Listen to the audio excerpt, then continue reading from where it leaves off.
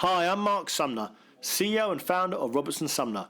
Welcome to the Channel Chat podcast, where we will share learnings, best practices and failures with some of the biggest names in the IT industry, all with the simple aim of being the go-to place for IT sales professionals and managers to learn from others with the ultimate goal of maximising performance and growing the channel.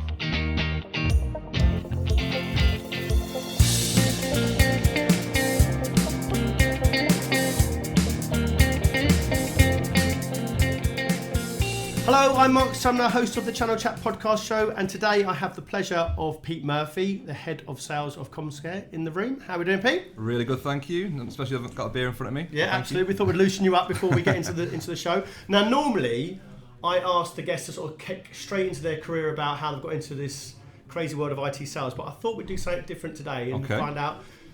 Can you give the listeners a bit of a fun fact about you that no one else would know? Goodness me. Well, okay. Could be anything. Okay, so I've never been a professional footballer, but I've scored at Upton Park and Old Trafford. You've scored at Upton Park and Old Trafford. Yeah. Right, we're going to have to hear the story now. Before we get onto your career, we're going to have to hear this story. So go ahead, tell us about it. So basically, as part of the relationships that we've got with some of our partners, they have sponsorships and things like that with various end customers, and a few over the time have happened to be with football clubs, and football is one of my passions. I'm a failed footballer.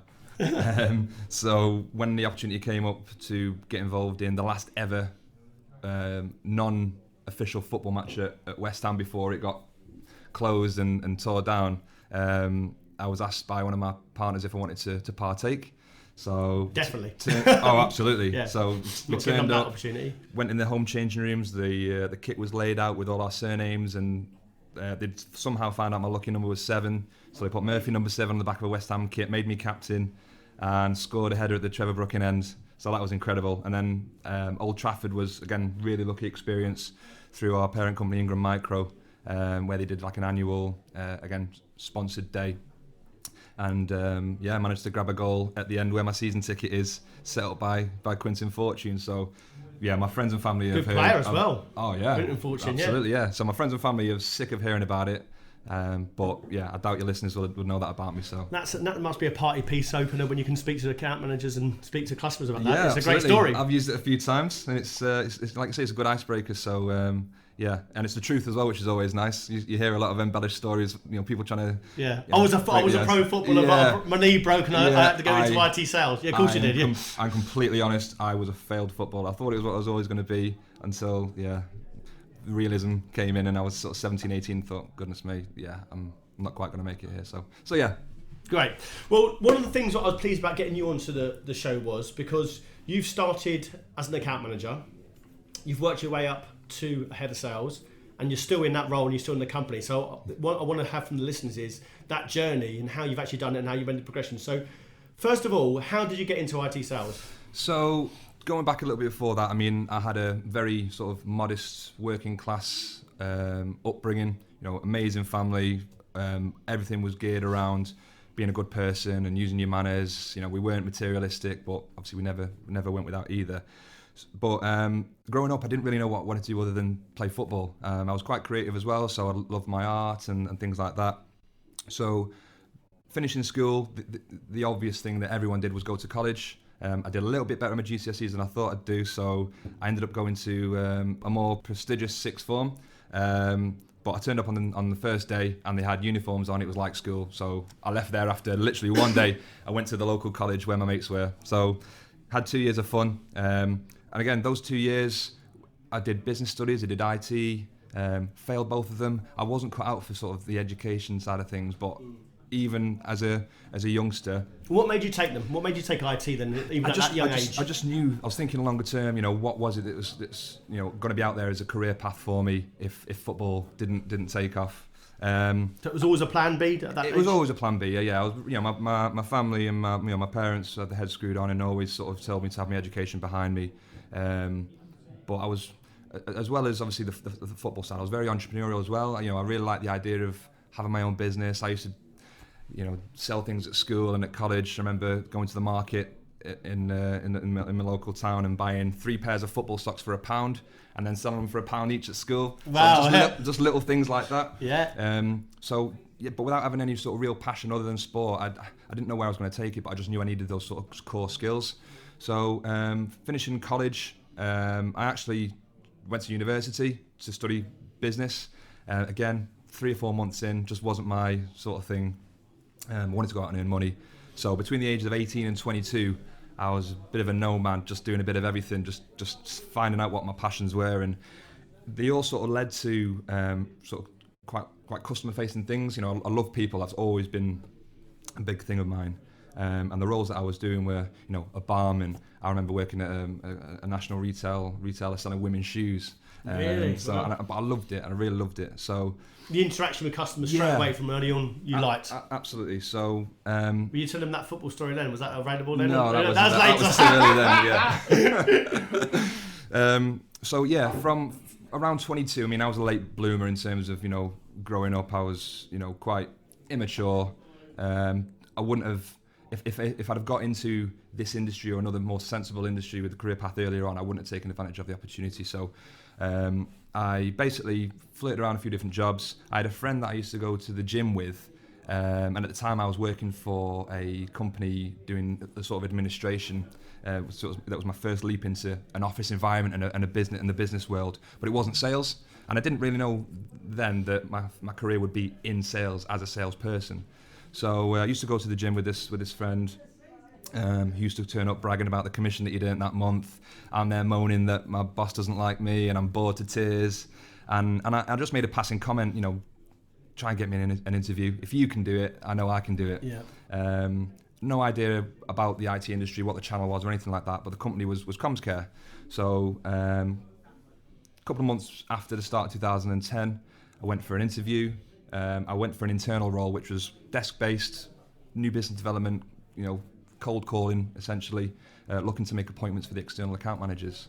But when I went for the interview, Rob Darby, who was my boss at the time, who's a channel veteran, he was talking to me about this role, and I was just honest and said, look, I really want to be in front of customers. I want to be an external account manager. I want to be traveling the country, building relationships. But you've never done an IT. I've never done it before. Sold nothing before. And I just was brutally honest and said, look, I'm the right person for this. I really want to do it. You know, you won't get anyone with more passion than I, or, you know, willing to learn. I'll take any training courses that you've got. I'll go and shadow whoever you want me to shadow.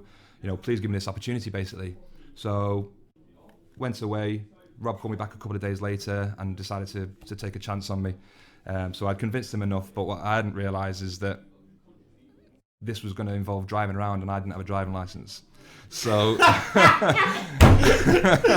brilliant. So Rob knows about it now. I want to be a field salesperson on a bus or a taxi. That's brilliant. So Rob knows about it now. We've laughed about it years later. Oh, but unfortunately, I completely blagged him and just thought, right, I've told him I needed a month's notice, so I had a month to pass my driving test. So I booked a load of these lessons with this chap, I can't remember his name. It was like a crash course, and luckily, like the week before I joined, you actually got the license before you joined. I'd passed my test and got my license. So my first car was this nice new VW Golf, which for me was like, you know, it was beyond my wildest dreams. That's great, because, you know, people always say if you get an opportunity, say yes. You've got an opportunity, you've got in the job, it's like, God, I can't even drive, how am I going to get it? So there's not many people that have done that within a month, thought, actually, I now got to get a license. Yeah, I mean, there's a line, obviously, you know, I'm an honest person, but I also believe that if you believe in yourself, you've got to just try and make it work for you. You know, I've not necessarily pulled the wool over anyone's eyes where it's, you know, fraudulent, but, you know, as part of the role, it involved driving. I made it happen. And I'm like hoping that Rob would look back and think that was a punt worth taking, because 10 years later I'm still here and I'm heading up the sales team. Yeah, because many people when they first get into sales, in fact most people when they first get into sales wouldn't get an opportunity to do a field sales role, because they might think, has he got the credibility? Mm-hmm. Does he know about the tech, etc.? Yeah. How do you think you convince Rob to actually give you? You know, you look good. Obviously, people can't see it on because it's a podcast show, but you look good face to face. But how can you actually convince them to say, actually, I've never sold anything, but you're going to put me in front of a customer? I think there's two things. I guess Rob obviously took a shining and maybe saw a bit of himself in me that you know, I was good at being honest and upfront, and the fact that I was cheeky enough, I guess, to ask that I wanted a more external role. I didn't want to just be behind the desk. I wanted to take a step ahead. But I think also the fact that it was quite a young business at the time. You know, we weren't even turning over £10 million yet. The sales office was really small. It was 5 or 6 people. I think at the time it was just getting the right attitude in rather than the experience as such. And I think that's important that, a lot of the listeners should take away is that, it's the people side of things that really matters. The learning about the services and the channel, anyone can learn that as long as you give them the right education. But what you can't teach is, working hard, being on time and having a fire in your belly and having a drive, which I've always had and will always retain, and it was, for a number of years, it was through fear of losing my job, because it's dog eat sales. So I knew that I had to, work hard every single day. I almost couldn't have a day off. Some people turn up and, everyone has a down day, but starting out, I knew I wanted to make a good impression and make a career for myself. Do you think a lot of people go into IT sales, it's a familiar story, what you said earlier, they've got a friend of a friend of a friend or someone they know, and they're in IT sales and there's a lot of money, they're making a lot of money, I've got this commission payment, I've got that commission payment, they make a lot of money, and it is a very lucrative industry. Do you think a lot of people go into it thinking, I'm just going to go into it, it's going to be earning loads of money without actually the hard work behind it? Because it's tough. IT sales is a tough job. Really tough. If you're going to make big money. Really tough. So, me, obviously being in the same business, Comms Care, for 10 years, I've seen so many people come and go, even ones that have started so well. They had the talent, maybe. Exactly, but what they didn't have the work ethic. Is the attitude and the aptitude to understand, how to give your channel partners the absolute best chance of winning and retaining services business through their own customers. And I think a lot of the channel and a lot of the industry is guilty of only showing the good times online. So LinkedIn, for example, you're seeing, and I'm included in that, you only show when you've had a good meeting and there's a picture of the boardroom where everyone's smiling, we've won this big deal. No one's taking pictures of themselves broke down on the M6 and there's no one comes to pick them up for 7 hours and you're freezing cold and it's a Monday night. No one's going to show off about the deal that they've lost. No one's going to show off that they've had a bad month. So I think, we're only putting out what we want people to see. Those that want to be in this game only see the good stuff and assume that's it. But yeah, there's some hard yards, as you know. It's those building your pipeline, building your prospects, learning about the services, learning about the channel. Getting told no 1,000,000 times out of 1,000,001. Is going to that meeting, getting cancelled 5 minutes before you arrive, and you've travelled 3 hours. And having a target every single month, month on month. Your head, Then going back on the next day is 0 to start that all over again. You've got to have a certain. You've got to be a certain person and personality to be able to deal with that constant stress and pressure and responsibility on yourself, and also that the business puts on you as well. So yes, it's lucrative, but the people that earn the money are the ones that deserve it. So I would never begrudge anyone, if they're material and they want to buy a watch or a car, if they've earned it through IT and through tech, 99.9% of the time. Do you think we portray the industry as an easy ride? When people come into it, graduates or apprentices, etc. You mentioned LinkedIn earlier. Do you think we portray it as some sort of easy, glamorous industry? Not such as easy and glamorous, but I think what we're guilty of is setting expectation. Every business is different and they'll have their own sort of induction for this, the staff. But we're very realistic and honest and open. I interviewed someone a couple of weeks ago and I've since taken them on, and I was very brutally honest that whatever their OTE is on the job spec, ignore it, because you ain't going to earn that in year one. Your first year as a minimum is to get your head down and understand, speak to every single department within Comms Care, go and understand the types of IT businesses there are. Understand what an MSP is, what a VAR is, what an SI is. There's so much granular information that I think people try and bypass because they're getting targeted quickly and they've got to earn their crust straight away. So we obviously allow people to grow into that target. First 3 months or so, pure learning. You're going to be educated around how to strategically sell, learn about Comms Care services, using toolkits and workshops. We've got a thing called Walk a Day at Comms Care, where every single department has a champion, and any new starter spends at least a day in the first month of their tenure learning the ropes of how that department is valuable to Comms Care sales team and sales department. So there's a picture that's built up then that Comms Care is a machine, it's an engine, it's a family. We're not successful without them, they're not successful without us, and just trying to make sure that the perception of the sales team is right. So yeah, I think, just going back to your point, I just think there needs to be some more honesty and setting people's expectations that if you want to be in this industry, it's a long-term game, and it's ever changing. Yeah. So do you think, millennials coming in our industry, we have it in our own business where they'll come in for the first year and they'll expect instant results. And I've told them the first year or two, they're just not going to earn the money. They've got no credibility. They don't know anyone. They're not a name in our industry. Yeah.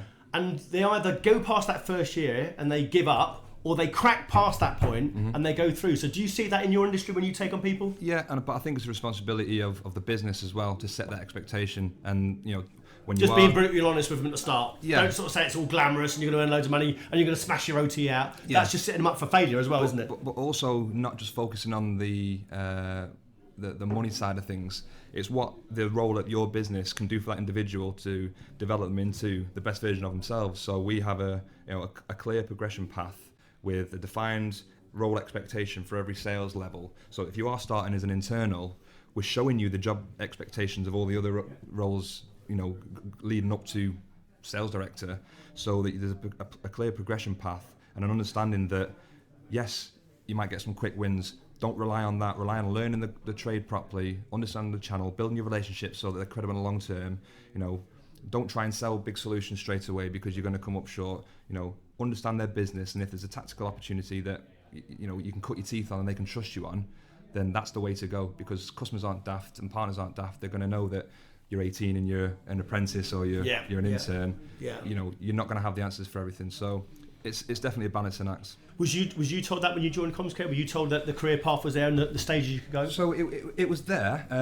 What Comscare did brilliantly is get to a certain size just through taking on good people. The structure wasn't quite there. As a young business, typically you don't have the structured sales training and inductions and things like that. It's typically difficult to do when the business itself doesn't know what it wants to be or where it's going or and things like that. So it was very much here's a phone, here's a laptop, here's your CRM, go and sit next to this guy who's been here for a couple of years. But that wasn't actually a negative when I started, because luckily for me and the other successful people that started and are still at Comscare, they understood that there's got to be a way that you position yourself and the services and how you speak to your partners.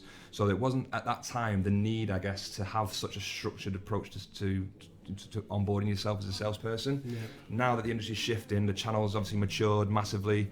I think people are well aware now that it's a more consultative and strategic approach that's going to win, because we're seeing that the vendors are starting to slowly look at direct models, and I've seen it in the press about what Dell are doing, and that's interesting to see. Actually, that leads me on to my next question quite well, Pete, is vendors going direct and cutting out, or not cutting out, maybe undercutting the partner. So I heard recently from a partner, in fact I saw it on CRN, that HP are cheaper online on their online store than what a partner can get. So what's the point in having a channel if you're going to put an online price that the partner can't even get? Why would they do that? I think it's, in the position that I'm in, obviously purely services, I think it's quite a sort of naive approach. I think customers and partners, they will probably appreciate a short-term, hike in the ability to make some more margin by a vendor going direct. But end customers want solutions. The vendors can't offer all the solutions that the channel can through one place. End customers really care about relationships and understanding their business and where they're trying to get to, and economies of scale and having one relationship to build, one place to go when they need something. That's massively being undervalued by the vendors that are looking to go direct, I believe. I think the channel needs to be accountable as well by giving their partners a reason to steer away from the vendors. So we can't just sit here and moan that the vendors are going direct. What are we going to do about it that's different? What can they do about it? How can the channel adapt? How can the channel adapt if vendors are going direct? So a more strategic approach to their relationships with the partners. So a lot of partners that we see are very tactical, going after the low-hanging fruit just to, and racing to the bottom in terms of margin.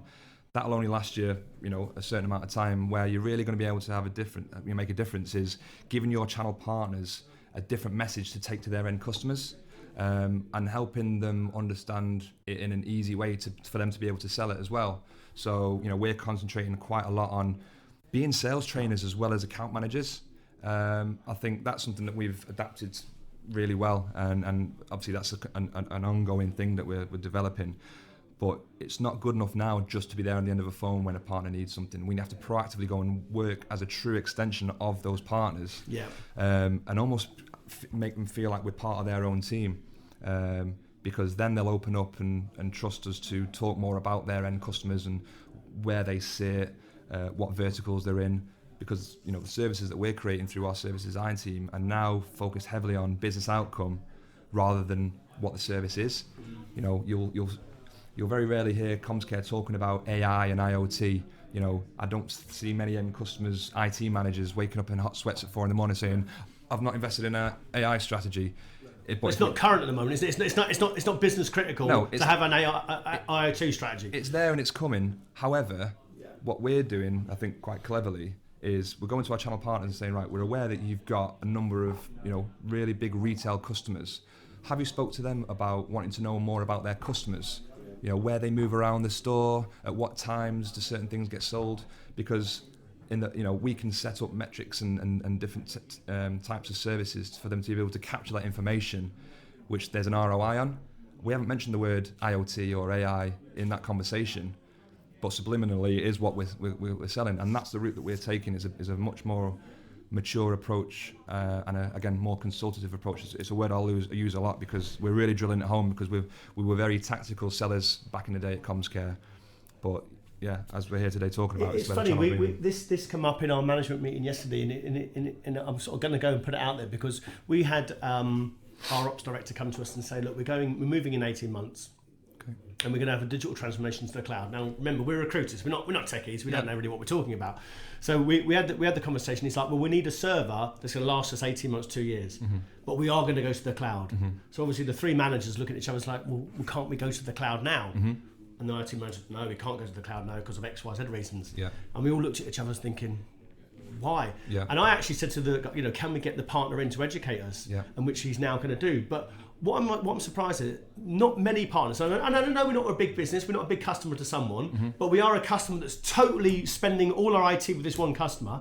Why don't partners come out and educate people like us who are naive? We want to make a digital transformation to the cloud. We don't really know what we're talking about. We don't really know what the security solution is, but we're happy to be advised. And to be honest, we're easily sold to.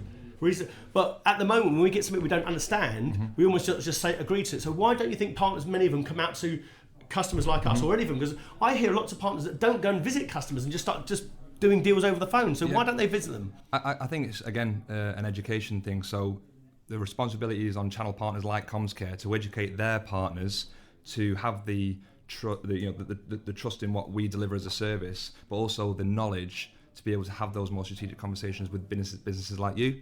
And this is where, as a channel model and extension of our partners, we'll happily go in with our partners to meet customers like you as the experts, to understand what your strategy is, why you wanted to move to the cloud. Is cloud the right way to move right now? I don't know. Exactly. I have no idea. But it's just a buzzword that everyone says, oh, actually, maybe we should do this. Yeah, but having, as someone technical who can explain the pros and cons and the reasons why, it might be worth waiting or doing it in a staged approach, that's the value that the partners can bring. But Comscare's channel partners don't necessarily have their those in-house capabilities, or they might have some, but they're a little bit stuck on certain technologies or certain vendors.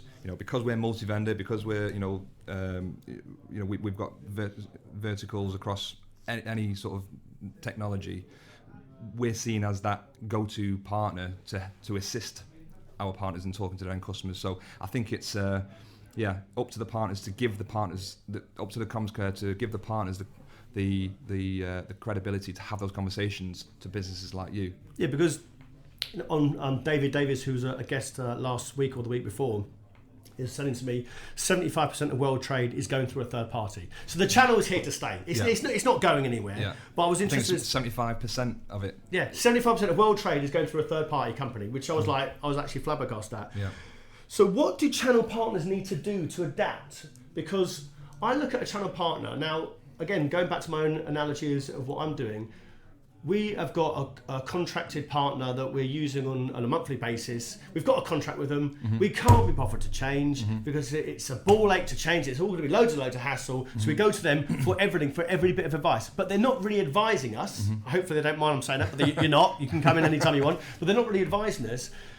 But I still see a lot of resellers, and I've got loads of friends who are in resellers, that aren't doing that. So they haven't got anything different, or they haven't got any services arms where they can actually say we've got contracted business. So they'll go out, they'll sell HP printers or HP laptops or security or whatever it is on a one-off basis and transactions, but they've got no contracted business, so which they could go through someone like yourself. So why aren't partners even adapting to that? Because I'm looking at them thinking, well, in 3 years' time, in fact maybe sooner, potentially these businesses that have had it off for the last 20 years, potentially some of them are going to go out of business. Yeah, absolutely. So why aren't they adapted to that? And I think it's a matter of time before a lot of businesses, a huge percentage of the channel are already doing that, but there's only a matter of time before those that aren't no longer exist, or it'll be too late for them to come to the table and get involved, because their competitors have already come in and not only offered the product that's always going to be there, but they're now offering the value and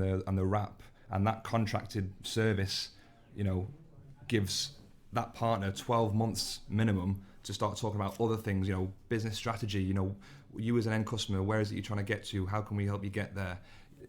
The businesses that are purely focusing on tin and making a small percentage, or relying on the back end rebates from vendors, they're just not going to be around. And what do they need to adapt? Is it education? Is it, because I'm sure even from the listeners we have, we've talked about this and we've heard this for 18 months now, 2 years, that if you don't go into services, it's adapt or die. In fact, we wrote an article out about 2 years ago or 3 years ago in CRN, but there's still loads of businesses that continue to do the same thing, and probably at the moment they're probably doing okay. Yeah.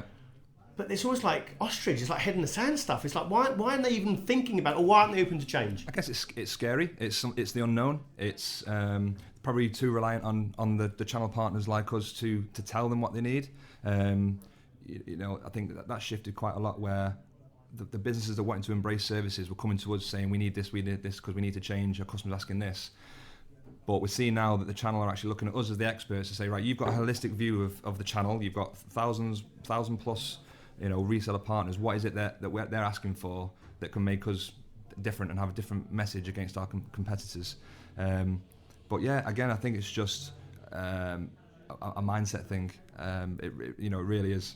Okay, so I've digressed slightly, so let's go back to your career. So you've obviously gone into the comms care, you've been an account manager, you've gone on the road, you've got your license. Yeah. Tell me about your first couple of years. So very quickly, I think again, because I just embraced the whole being treated as a businessman, being able to run my own set of accounts. There was no micromanagement, it was good support, we were just left to it. Yeah, first year or so, luckily learned the industry quite quickly. Did a lot of work out of hours, prospecting and learning about the existing services, but also what was coming down the line. Just so I had a reason to pick up the phone and call my prospective partners. And how many would you have? So typically, as prospecting and new business development, I typically had between 50 and 75. Now, I was well aware even then that I wasn't going to be able to forge strong enough relationships with all of these. Yeah. But, my sort of attitude to it was, I have to be on the phone, I have to cut my teeth, I have to learn my pitch, I have to get comfortable with being uncomfortable, getting asked questions that I might not know the answer to straight away, that I can just say, hold on a second, let me just find that out, and then panic, and then ask someone. So, but as time progresses... Yeah, hold caller. Yeah. Help. But, over the sort of 3 to 6 months of my, induction, that slowly came down as I understood which were the partners that were going to actually be worth spending my time on. What we've done more officially now, but we didn't really have in the past, is partner intelligence. Is making sure that at the end of every call or meeting, we've taken the information that's going to give us enough of an idea of what type of partner these could be for us in the future, whether they're going to be transactional, whether they're going to be major, whether they're going to be key. We segment our partners now by the potential turnover and the potential scale of what the opportunity is. So doing that helped me sort of whittle that down to maybe 20. And again, that was tough still to manage properly, because some of these were turning over hundreds of millions of pounds, with massive sales teams that I had to go in and educate and find opportunities for. And this is, I'm saying this with the utmost respect. Mm-hmm. Did you, when you're going, there's one thing doing it over the phone and putting them hold and they don't really know you can get away with it and ask technical. Yeah. You can't do that face to face. And how did you gain credibility going into a reseller when they're looking at you thinking, obviously they don't know you've just got your driving license, but there can't be that much credibility instantly straight away within the first 6 months, can there? Or No. how do you gain it? Honesty, just being completely honest. I think it's one of our values in comms care. It is an acronym called PATH. Passionate, accountable, together, and honest. And from day one, that was drilled into us without the PATH acronym, which is fairly new. So stood in front of a sales team, getting asked a question, could stump some people and make them go red and make them uncomfortable. However, for me, it was almost making a joke to say, I know lots, but I don't know that when you've stumped me, but I will find out the answer by the end of the day, so I can give you a credible Being answer. honest, yeah. No one expects everyone to know everything. No one in my experience ever said, oh, well, you should know this. Get out. Yeah, never. Because the partners don't know as much as you anyway. They're asking the question out of intrigue and curiosity because they want to know it. Because they're not trying to make you catch you out. They actually want to be educating themselves. You're going to get some individuals within partners that don't want to be in that boardroom going through this sales training because they think being off the phone is going to affect their, hitting the target. 99% of partners that we go into embrace it because we frame it to help them understand that this is going to help them stay relevant. It's going to help them increase the wallet share with the customer. It's going to maximise the opportunities that are out there, and it's going to stop the competition getting in around them. So once they hear and understand that, then you get very few people trying to trip you up. They treat you then as, okay, this is someone trying to help me, protect and develop my own business. That's an interesting point, Pete, because I've had obviously many guests on the show now, and if you're either from a vendor or a service provider, the feedback is the classroom training is boring. Yeah. It's dull, it's boring, it doesn't really help them. Everyone wants to get out of the room so they can go back and sell. Why don't the vendors and service providers, and again, you tell me if they do or they don't, why don't they, once they've sort of tried to educate them on the products or services they're actually doing, why don't they actually facilitate going out the meeting and having that direct touch point with them where they actually go out and help them? Because it just seems to me, or a lot of them, where it's like, come and listen to Joe Blogg's vendor come in, he's going to give you a few t-shirts and throw balls at you, spat at you an hour, you're going to half fall asleep, and then you go out and then you're going to go back to studying the other vendor you like, HP or whatever it is. Yeah, and it's an interesting point because I've seen it, firsthand, where obviously we've been to visit a distributor, and it just so happens that the day I've come in, there's a vendor in there that's got their logo everywhere. Flags, it's Mexican Day, and there's chili on the side for lunch, and everyone's got the sombreros, and there's a people don't really want that, do they? But not where it's we're in for one day and you want to lose again. To be fair, me too. Don't we all? I wish these are desperados. But as a salesperson, getting 5 different vendors in a month with a different message and just a day's worth of focus to create some leads, isn't enough. So what we try and do differently, like you just touched on there, I mentioned it before, is we act as an extension of their business. There has to be some sort of classroom training. There has to be some sort of team discussion and understanding, because how else do you learn when you've got 50 salespeople? Obviously, we'll break it out into smaller sessions.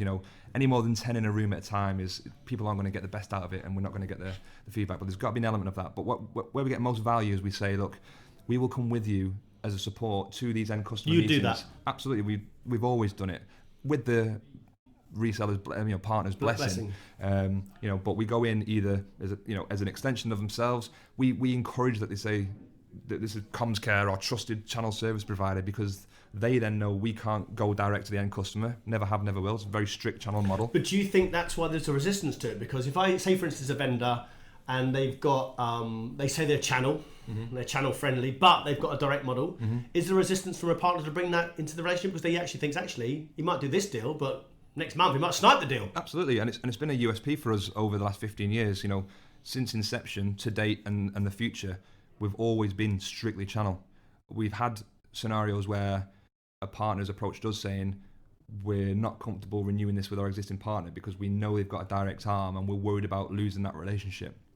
Which is valid. I'd totally be worried about it. Well, it's why we've never changed the model. And, I think it's a massive USP. And, the trust and the honesty, when it stems from a business model down through to its people as well, it's really helped us and helps us stay unique as well. So, us having a direct arm would would sort of really dilute that message and rightfully so confuse some partners as to what to share with us in terms of intelligence and about their account base and things like that. So we could never change that model. Great. So again, I digress going off your career, but let's go back to it. Let's get back to me. Let's get back to you. Let's get back to you. So you were obviously successful doing that role. Yeah. Then you got promoted. So promoted to senior. So at the time it was simply a higher GP target. I love that in the channel. Yeah, Yeah. you got a promotion. What's your promotion?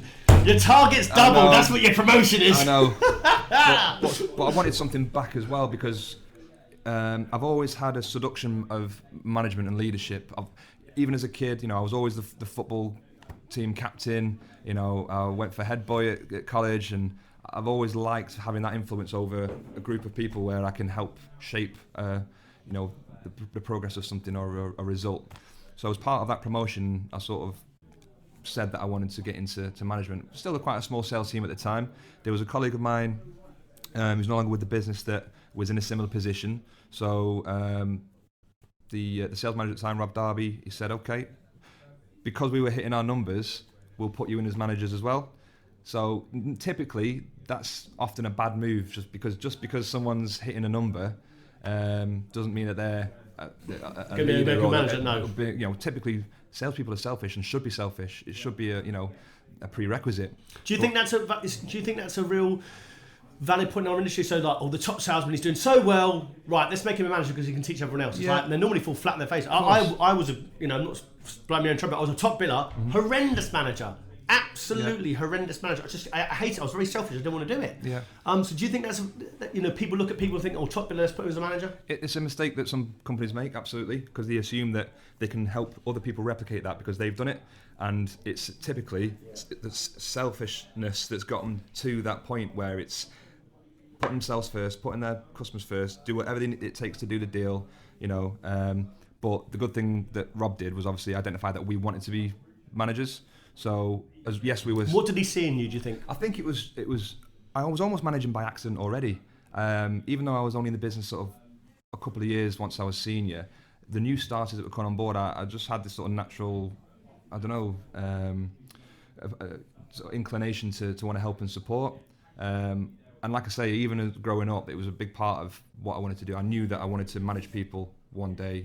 The aspirations right now are to, be an MD one day and manage a business from, not just sales, but, all different departments. So I think Rob just, again, the fact that we put it forward that we wanted to do that role, he wouldn't have done it if he didn't think we were ready or right personalities. So, that was sort of my first introduction into management. Again, left to manage how I saw fit. So really? I made loads of mistakes. I had no idea. Do you think that's the best way, sink or swim mentality, leave you to it? Or? Yes and no. I mean, again, working for a smaller business at the time, it was the right environment to maybe cut my teeth on, but it would have been nice to have a bit more structure. And over the years, I've developed mentors. So Rob, very much one of my mentors as well. Mark Forster, who's the MD of Comscare, Mark O'Keefe at Rico, a chap called Andy Clemson. These are all chaps that I've got different styles that I went out of my way to learn from outside of work, met with them for a beer. That was my sort of way I learned how to manage. You learn from different people, take the best aspects of each people for your own style. Absolutely, yeah. But I think you've got to be authentic at the end of the day, haven't you? Absolutely, yeah. I mean, it's the same when you're prospecting and cold calling. You can't just read off a script that's been written for you and not adapt it to suit your approach and personality and things like that. So yeah, over the years, managing the sales team, did that for 3.5, 4 years. But I was sharing the role with another individual. We had different sort of ideas. We got on really, really well, but I wanted to sort of shape the whole department myself. So we were hitting target, the business was really happy, but I decided to sort of take a step aside and go back into account management. So I was made an account director for 3.5 years. So that management experience was fantastic for that role because I matured as a person. I was a bit more consultative and led with, fixing issues rather than just going out to try and sell. A lot of credibility there as well, probably as well. Yeah, by then, I'd been in the industry for, good 5 years and, still not a long time compared to some of the veterans that you've had on the podcast, but it was enough for me to sort of have an idea of how I should be positioning myself, how I should be planning my activity, what type of individual the partners want in terms of, reliable, trustworthy, approachable, there. So doing that for 3 years was really good, really good for me.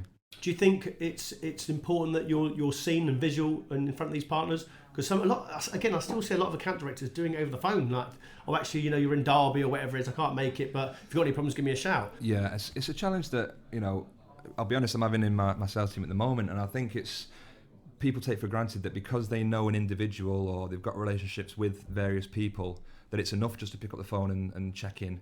What they don't realise, and what they are slowly starting to realise, is that the competition are banging on the same doors that you think are closed just to you. And yeah, the best relationships are built face to face, whether it's in sales or any walk of life, So other partners, when I hear that they're an account director with a huge target, yet they're not allowed to go and travel, really confuses me. Nuts, isn't it? Really confuses me. But that's their decision. It may be down to budgets, it may be down to whatever reason, but we really value getting in front of partners. Especially when the channel's supposed to be built on pure relationships. Yeah. Yes, I understand services and complementary, etc., but it's still a relationship between a vendor, a distributor, a reseller, or a service provider, whatever it is. Yeah. It's built on relationships, yet some of them are just done on the phone, which again, I do understand, but there will be competition that will go in there, and then you haven't seen them for a year or 2 years, and you get a new prospect that sees them 3 times in 6 months because they want the business. Absolutely. And then suddenly that relationship isn't as hot as you think it is. Totally right. So, I mean, it might work for tactical services that are, SKU based and you can click a button to order and that sort of thing. But to sell the more strategic solutions, SD-WAN and Microsoft Teams and the involved discussions where you have to find out the granular details of what a customer's trying to achieve, you cannot do that over the phone.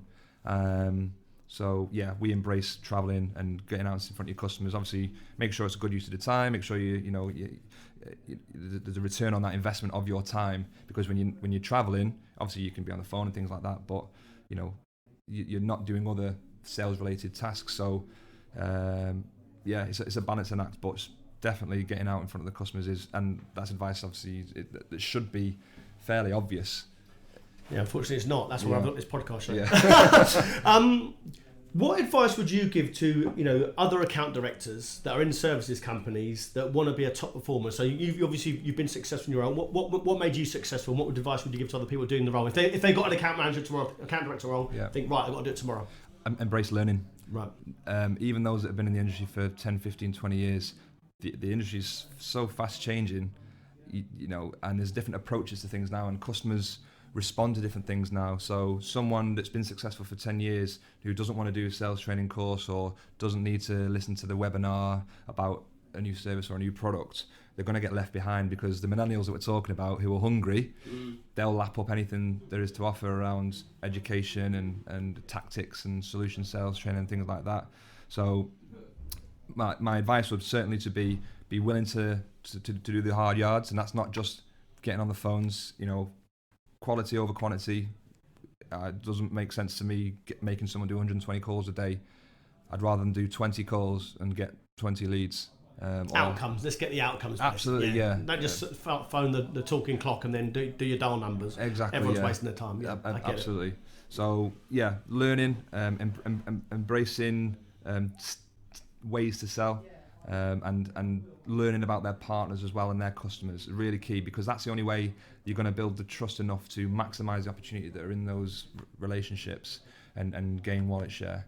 So yeah, they're probably my tips. Okay, great. So let's continue the career. So account director, you've done that successfully, and then got the opportunity for head of sales. Yeah, so in the new year... How did that happen? So in the new year, there was some changes internally. A couple of people moved on. The business always knew that was my long-term goal.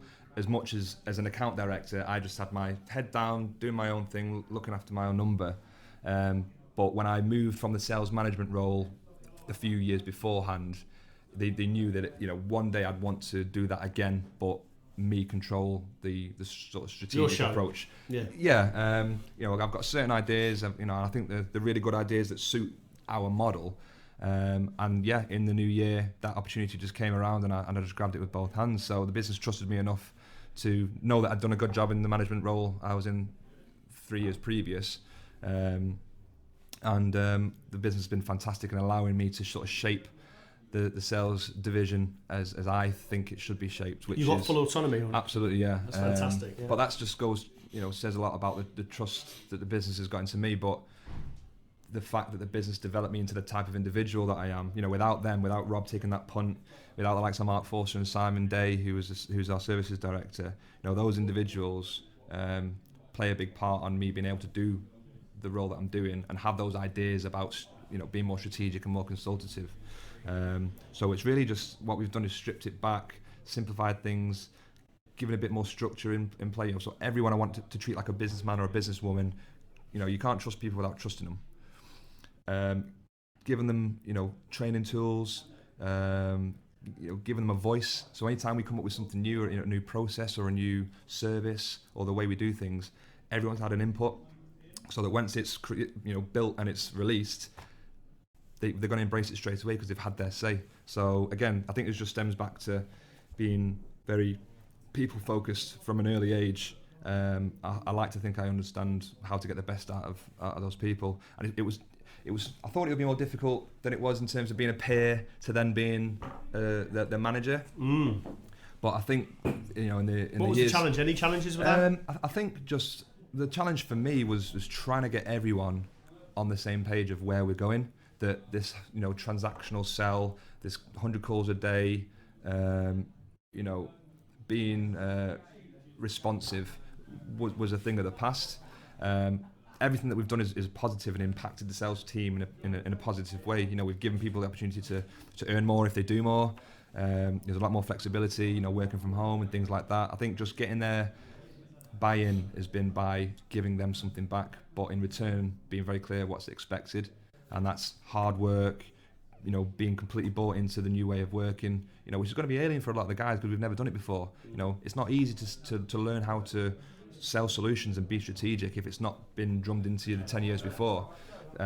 Is there any resistance to that when you've managed it? There's a little bit of resistance, but once it was explained properly, that's just the result of transformational change in any business. People will first fear it, then they'll ask questions, then they'll understand, then they'll embrace it. And I think that cycle happened quite quickly because all the changes were actually geared towards being more positive for the sales teams. There's people that have gone. I've been able to bring in 5 or 6 of my own sort of recruits already. I want to grow that again by another 50% in 2020.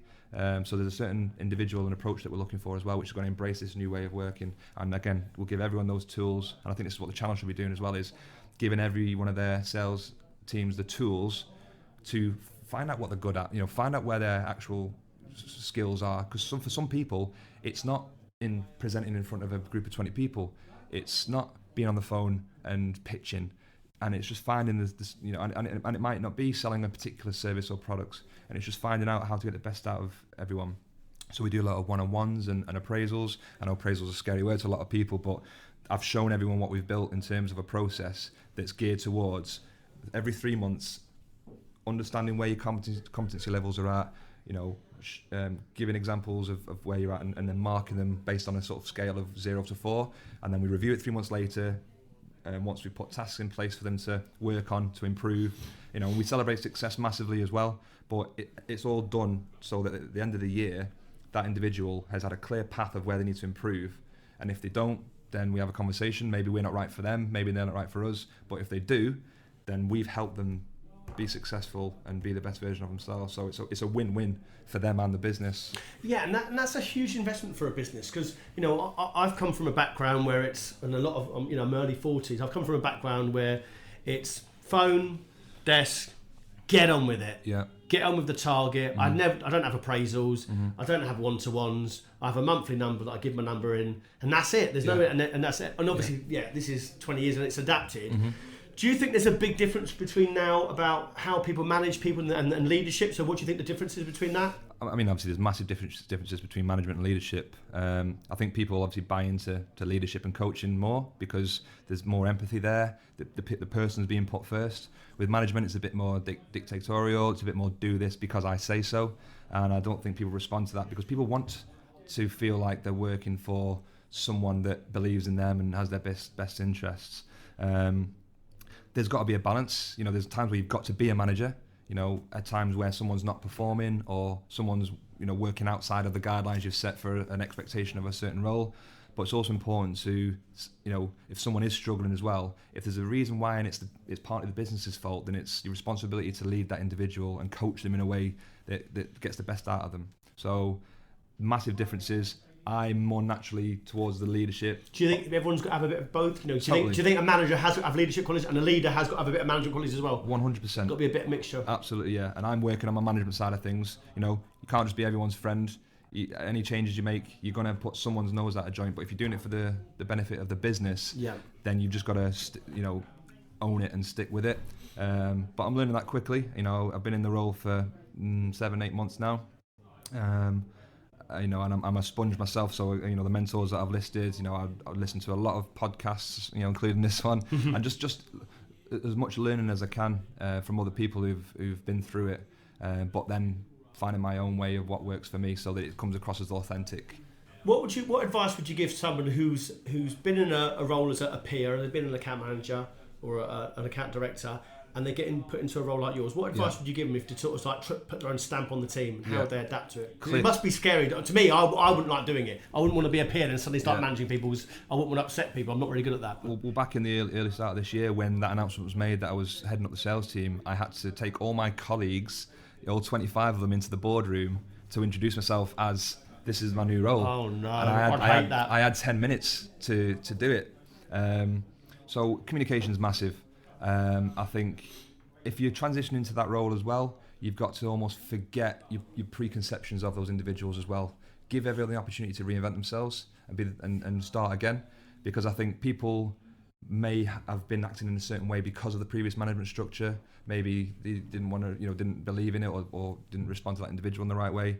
So being very clear that this is the approach that you're going to take with everyone as well. So I was very clear that everyone was going to be treated as a new employee almost.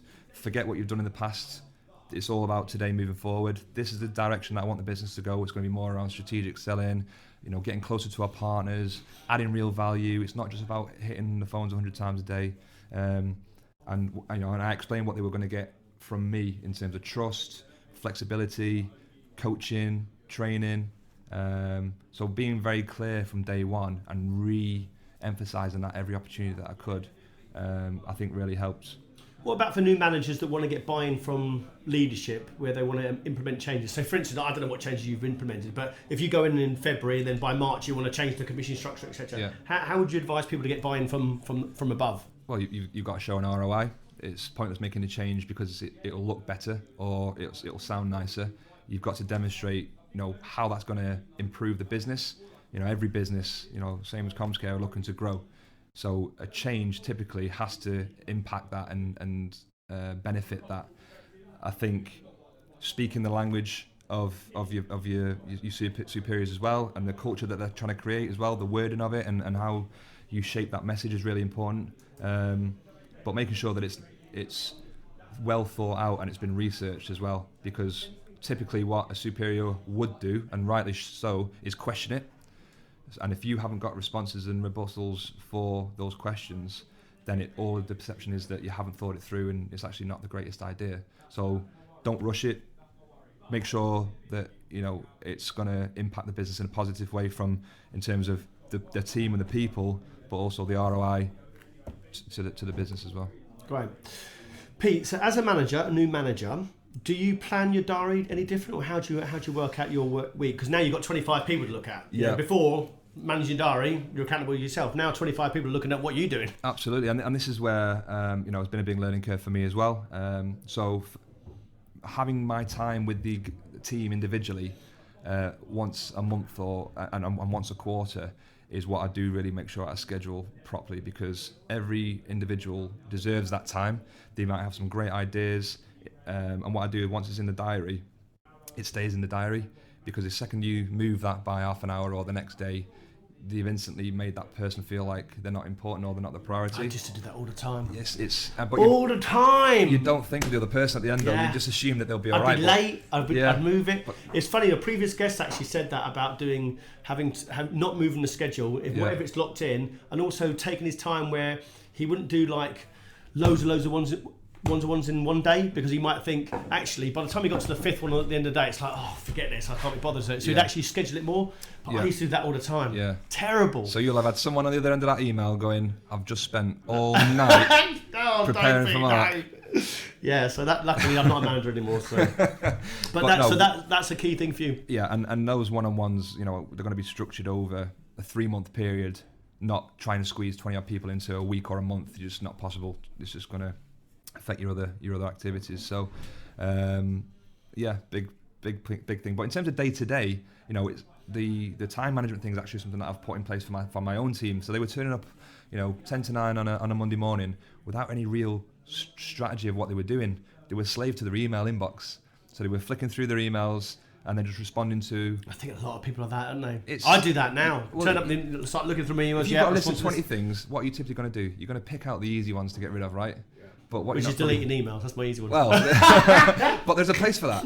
If there's an email there that isn't going to have an impact on your business, isn't going to affect anything in the next month, delete it. Yeah. Like that's a tactic.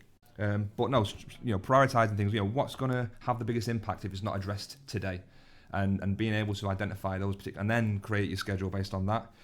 But we encourage the guys, to have focus sessions. So once every other week, we have a focus day where we focus on a particular service or type of discussion. So we've got one next week around a financing solution. Everything that we do now, we can offer a financing solution on an OPEX basis. We know about it, but what we're guilty of is just talking about it when it comes up. So we're having a focus day where we put a competition together.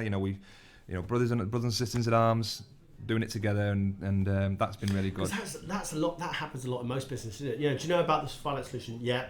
Do you know how to pitch it? Yeah. Are you telling anyone about it? No. Yeah. Until we will talk about it internally, but we don't tell any of our customers actually. Or wait till a partner comes to them for it. And which they won't half the time. No. Or they might at the last minute. Because they won't know you do it. Yeah. Or they give it to someone else for the deal and you think, I didn't come to you for the finance deal. Oh, we do that. I didn't know. Yeah.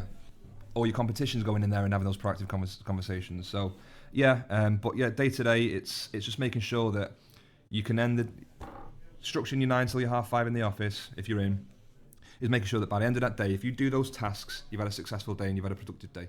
And the team are embracing that now, but it's difficult to do, really difficult, because an email comes in at 10 a.m.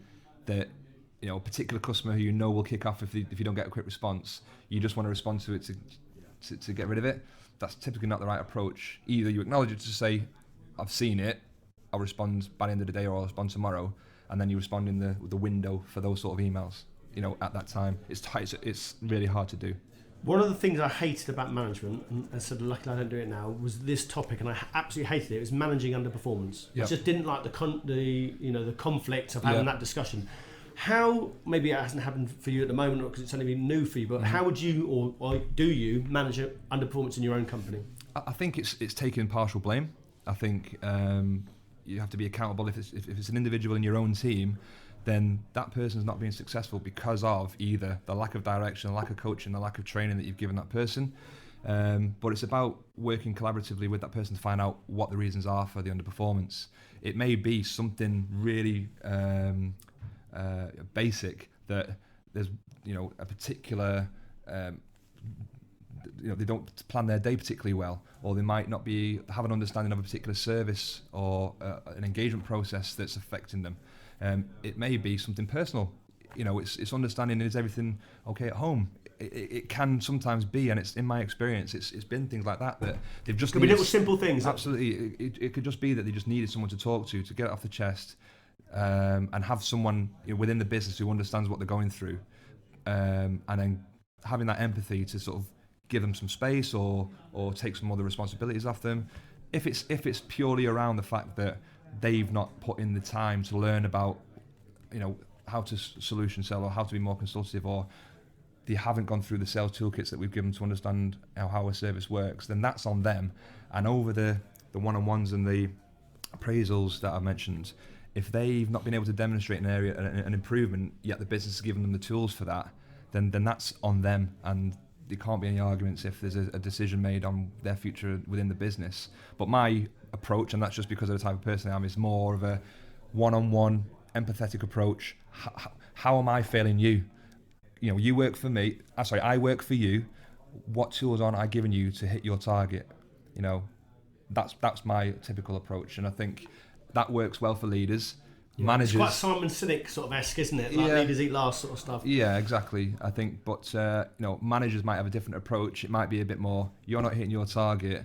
What are you going to do to turn it around? Yeah. And again, once you've learnt what the issue is, that may be the approach. Looking at having this discussion and looking at your activity and your numbers, this is on you. You've got the tools, you've had the support. You need to make some changes now, and this is how we're going to do it. So it's working with them. I think that's it's interesting because before, again, not going back to my dinosaur ages, but before, because people didn't have that many choices, they didn't see that there was thousands of roles out there. If I worked for a company, I applied for a role in an advertisement. If I was getting a bollocking from the manager, I didn't think I could instantly get a job straight away. It was like, actually, I've got to do this. Yeah. Now, if you don't treat me with respect, if you don't treat me like a coach, if you don't treat me like, I think if you're giving me a bollocking as a manager, it's like, forget this, I'll go and get a job straight away. There's so many options. So I think there's a lot of that where the powers come with the candidate. Do you think that's a good thing for employers, that they've got the power to sort of walk away straight away, or is it a bad thing when they actually sort of have to treat them with a bit of cotton gloves? I think it means that the businesses have to have a bit more of a strategic approach of how they manage those individuals. Yeah. If you can give them a reason not to want to move on, so leading them, giving them the tools to be the best version of themselves, rewarding them properly, making sure that the directors in the business know who they are and celebrate with them when they're successful. That will, and having a culture as well is, we're really, really, really strong on our culture within Comscare because we're very people-led. And that's not a ping pong table and a dartboard. No. It's a bit deeper than that. Absolutely, yeah. So again, with the one-on-ones and the reviews and the things that we do as teams, we include the whole business. Something that I introduced, is sharing the sales performance with the whole company every week, so that people can see where we're up to against the company number. Where typically that was shielded just to sales, making sure that the other departments know that they impact that number, and that on the last day of every month they buy the whole business breakfast. There's a pub down the road that everyone comes to now at the end of the month from every department, because we inclusion make it that's it. And I think that again, creating that culture where they're supported and they feel part of the success stops people looking over the shoulder and moving on for a grand a year more. Of course, the risk is always that we skill our people up really well, we train them really well. Someone comes along and offers them 15 grand a year. Headhunters like us are going to approach them. Yeah, you guys. We're flesh peddlers. I was giving you evils as I said that. But no, and that's going to happen. But hopefully then you say, well, we've given them the opportunity to go and earn that money. That's on partly responsible, the responsibility of Comscare. But no, when we're looking for new people as well, it's people that buy into that culture, not just instant results. So the culture and vision of the business, they've got to buy into that. If they don't buy into that, they're going to leave anyway, probably. Absolutely, yeah. And, luckily, recently, the new starters have fitted in perfectly. And there's going to be people that move on. It's just nature. But every single person in the sales team right now, is my goal and duty to make sure they stay by giving them the tools. Okay, my last couple of questions. Women in tech is a big topic at the moment, and diversity is a big topic at the moment. Yeah. Now, when I was hiring, I'll be honest, I was like trying to get mini-me, so I didn't think about women in tech. I didn't think about diversity. I was just thinking trying to get mini-me's, which is probably the wrong way of doing it. Yeah. Does that influence your decision now when you're hiring, or do you just still think it's the best candidate? Because diversity and women in tech is very much in the forefront of what's going on in the market. They've got the Women's Tech Festival next month, and I think it's great because there's only 16.9% women in tech, and we should be doing more to get them in there. But there's a big diversity issue as well. So, how does Comscare, or how do you approach that when you actually do for hiring? It's a shame that it's almost a shame that it gets brought up, that it's actually, it's actually an issue. About. It shouldn't be an issue, should it? Absolutely. I mean, the Comscare are fantastic when it comes to finding individuals that do the job. It doesn't matter what creed, sex, race, whatever.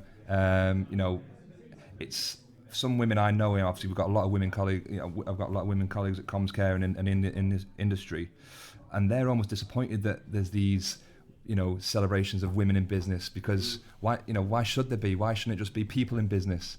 But I also get that women need to feel that there's gaps being bridged and that everyone's being treated equally.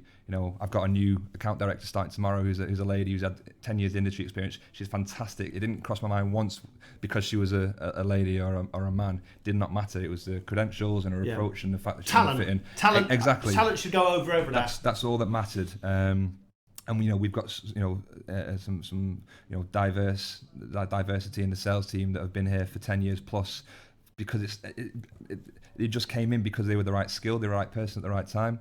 I was really surprised. There was an article about a month ago about Softcat that they were going to get another board member, and they publicly put on it they were looking for a female candidate, and I was flabbergasted they did that. So on CRN there was an article out, they were specifically looking for a female candidate, so it should be just the best candidate, shouldn't it?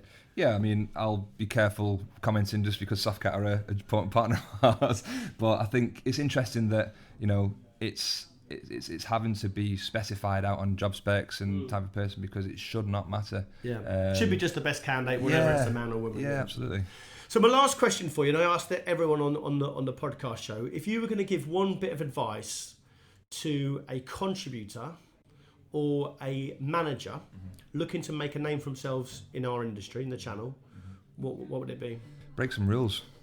I think the most dangerous thing you can do is carry on doing what's always been done. I think come up with some new ideas. Not all of them are going to work, but that one that does, and you came up with it, that's how you make a name for yourself, and that's what's going to help you be remembered in that particular business. It might be something so fundamental that the industry takes it on. So I guess dare to think outside the box. Don't be restrained into what you think you're expected to do, because again, talking about millennials, upcoming millennials that are getting into management, they're the ones that are forward thinking and looking at tech as in the future. And we've seen some channel partners do some radical things that wouldn't have even been thought of 20 years ago, because someone just came along and said, "Sod this, I'm going to give this a go, I'm going to come with this." So do something different, be brave. And then even, if it fundamentally goes wrong and you get in all sorts of trouble, then you can hold your hands up and say, well, if I hadn't tried, then I'd have always wondered why. You wouldn't know. No, brilliant. Pete, you've been a fantastic guest. Thanks so much for coming on. If anyone wants to reach out to you direct because they've got any questions, what you've said in the podcast, are you okay from touch out for LinkedIn? Absolutely, I'd welcome it. Perfect. Thanks for having me. Yeah, thanks for having me. Great guest. Thank you. Cheers.